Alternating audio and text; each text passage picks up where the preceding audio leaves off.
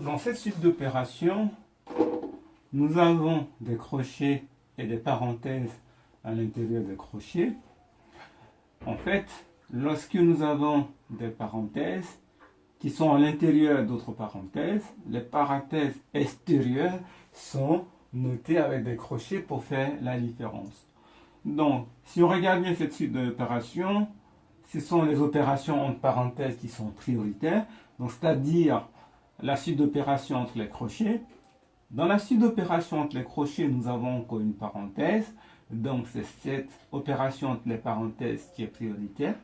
Mais dans cette suite d'opérations, nous avons une addition et une multiplication.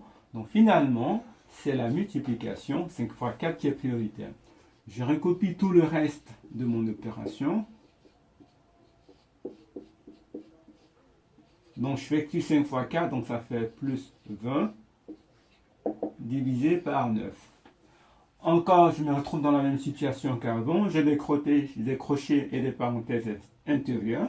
Je vais commencer l'opération par les parenthèses intérieures.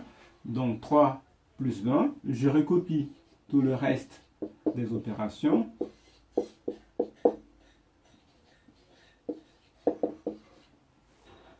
Maintenant, il ne reste qu'une seule parenthèse ici représentée par les crochets. Donc l'opération prioritaire, c'est celle-là. Donc ça me fait 180 plus 2 moins, comme je me retrouve avec un seul nombre 27, donc j'ai plus besoin de réécrire les crochets, divisé par 9. Dans cette suite d'opérations, j'ai addition, soustraction et division. Et bien sûr, la division est prioritaire par rapport à l'addition et la soustraction. Donc je vais effectuer d'abord 27 divisé par 9. Ce qui me fait donc 180 plus 2 moins 3. Je me retrouve finalement avec une addition et une soustraction.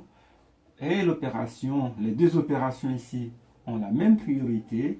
Donc je vais commencer par celle qui est la plus à gauche. Ce qui me donne donc 182 moins 3. Et finalement, cela me donne 179.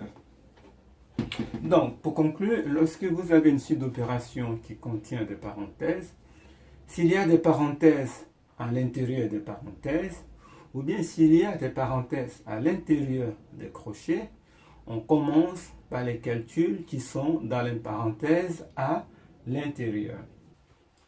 Nous allons maintenant effectuer une suite d'opérations qui contient une barre de fractions. Donc lorsque la suite d'opérations contient une barre de fractions, cette opération elle peut s'écrire sous cette forme: 16 plus 4 fois 5 divisé par 16 moins 2 fois 3. Donc lorsqu'on remplace la barre de fraction par le symbole divisé, il faut mettre le numérateur ici et le dénominateur entre parenthèses. C'est très important. C'est comme ça que fonctionnent également nos calculatrices. Donc ici, cette suite d'opérations, on a deux parenthèses. Les deux parenthèses ont la même priorité. Donc je vais effectuer mon calcul de gauche vers la droite. Dans cette parenthèse située à gauche, j'ai une addition et une multiplication. La multiplication étant priorité, je vais commencer par cette multiplication. Ça me fait 16 plus 4 fois 5, 20. Je recopie le reste de mes opérations.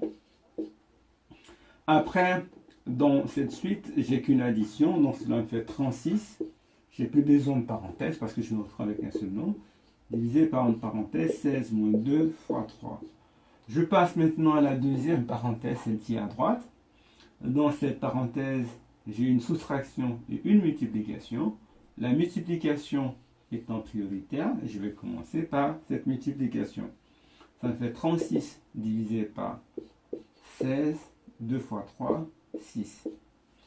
Encore, ce sont les parenthèses qui sont prioritaires. Donc ça me fait 36 divisé par 16 moins 6, ce qui me fait 10. Et 36 divisé par 10, ça me fait 3,6. Donc, rappelez-vous, lorsqu'on effectue une suite d'opérations qui contient une barre de fraction, on peut remplacer cette barre de fraction par le symbole divisé et il faut mettre des parenthèses autour du numérateur et du dénominateur et après appliquer les règles de priorité qu'on a vues précédemment.